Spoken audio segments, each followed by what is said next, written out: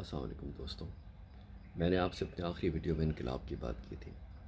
انقلاب کی آخر کیوں ضرورت ہے؟ ذرا اس بات کو بھی ہمارے لیے سمجھنا بہت ضروری ہے۔ پاکستان کبھی آزاد ہوا ہی نہیں ہے۔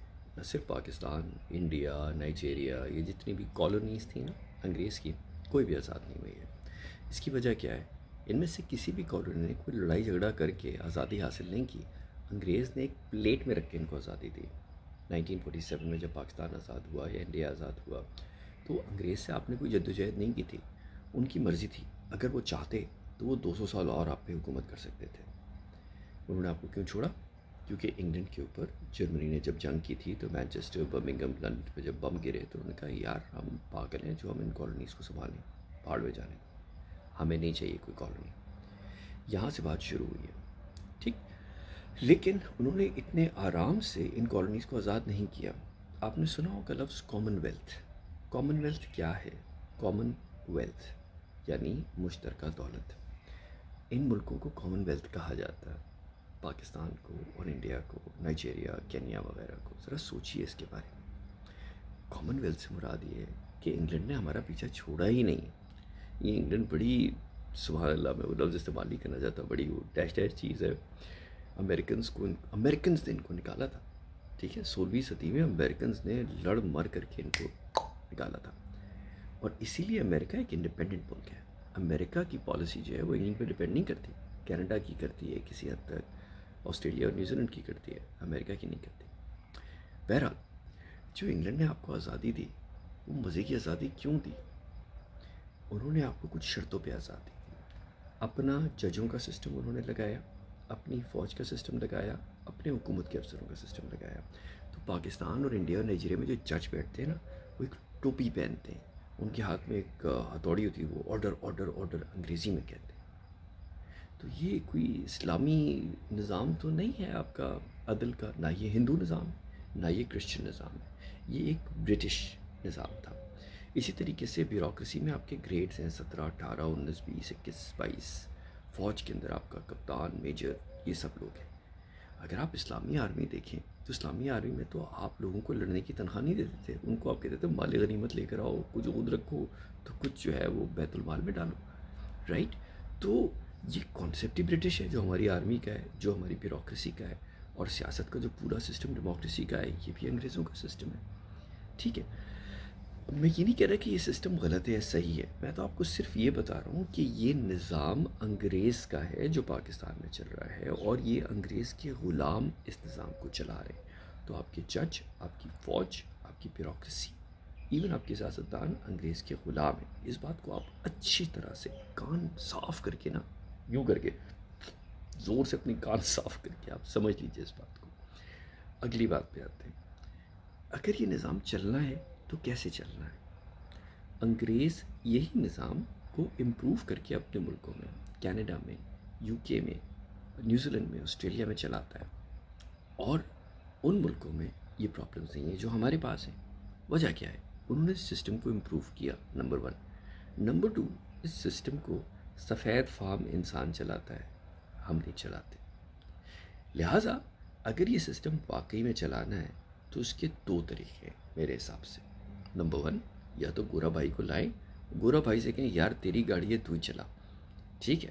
تو prince Harry, prince William, king Charles, اب تو کنگ ہو گیا، ٹھیک ہے نا، وہ آئے گا، وہ آپ پہ ظلم نہیں کرے گا، کیونکہ اب میڈیا ہے اور یہ لوگ اپنے ملک پہ بھی، ان کے انڈینز ہیں، پاکستانی ہیں، تو یہ کوئی الٹا کام نہیں کریں گے۔ آپ ذرا سوچئے تو صحیح نا، میں کتنی گہری بات کہہ رہا ہوں۔ اگر آپ ان سے کہتے ہیں کہ تم ہمارا ملک چلاؤ کیونکہ یہ تمہارا سسٹم ہے، تو آپ نے ایک تیر میں 2 شکار کی۔ پہلی بات، آپ نے ان کو سمجھا دیا کہ بیٹا ہم چے نہیں ہیں، ہمیں پتہ ہے کہ تم نے کیا کیا ہمارے ساتھ، تم نے ہمیں نام کی آزادی دی ہے، ٹھیک ہے۔ دوسری چیز یہ کہ آپ اس کو سمجھا رہے ہیں کہ یہ جو تم نے سسٹم بنایا ہے اس کو تم ہی سمجھ سکتے ہو، تم ہی چلا سکتے ہو، ہمارے لوگ تو اسے کرپشن کی نظر کر چکے ہیں، کرپشن اور ذاتی مفاد کی، ٹھیک۔ اچھا، اب آ جاتے ہیں دوسرے حل کی طرف۔ دوسرا حل یہ ہے کہ پاکستان کے اندر ایک ادارہ ہے جو کہ انگریز کا بہترین غلام ہے، اس کا نام پاکستان آرمی ہے۔ اچھا، انڈیا کے اندر بھی ایسے ہی ہے، نائجیریا میں بھی کسی حد تک ایسے ہی ہے، اور باقی کالونیز میں بھی۔ تو یہ جو فوج ہے یہ انگریز کے جانشین بن کے اس نظام کو چلا سکتے ہیں، ان میں قابلیت ہے۔ اگر آپ دیکھیے آرمی جو ہے وہ انگریزی حساب سے ہی کام کرتی ہے، انگریزی سسٹم پہ چلتی ہے، ان میں کوئی تعصب نہیں ہے۔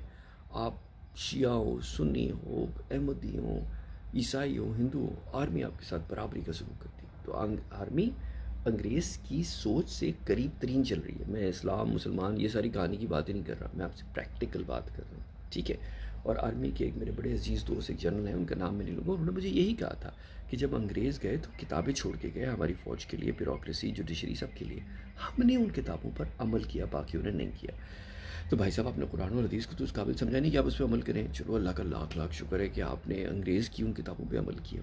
تو یہ جو فوج ہے اس کو اگر آپ پاکستان لیز پہ دے دیں، کرائے پہ دے دیں 100 سال کے لیے، اور ان سے کہیں کہ جو بھی ان کا آرمی چیف ہے آٹومیٹکلی اس کو پاکستان کا صدر بنائے، یہ پرائم منسٹر کا ڈرامہ ختم کرے. غریب ملک ہے، اتنے سارے لیڈرز کی کیا ضرورت ہے یار. ٹھیک ہے. پھر بھی آپ کو آرمی ملک چلا کے دے سکتی.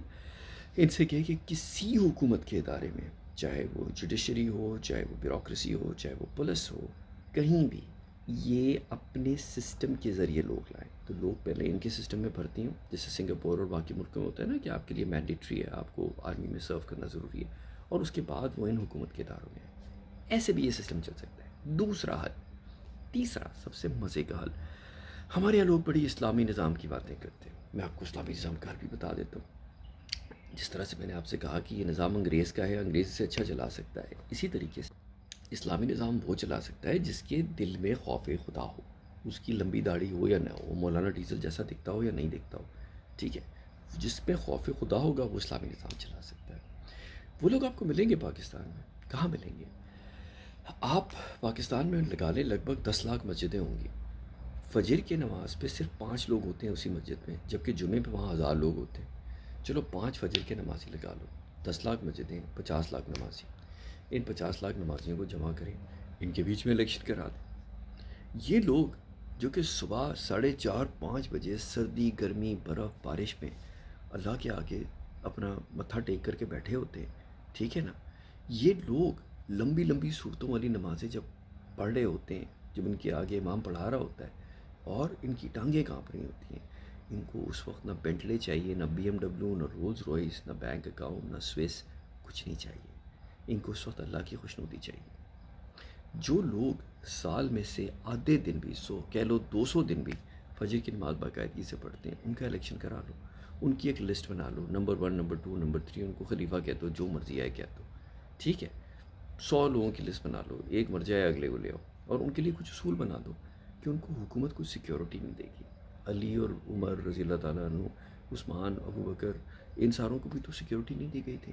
تو ان کو ہمارے یہ صدر، وزیر اعظم، آرمی چیف، جج، ان کو اتنی ان کی زندگی بڑی قیمتی ہے.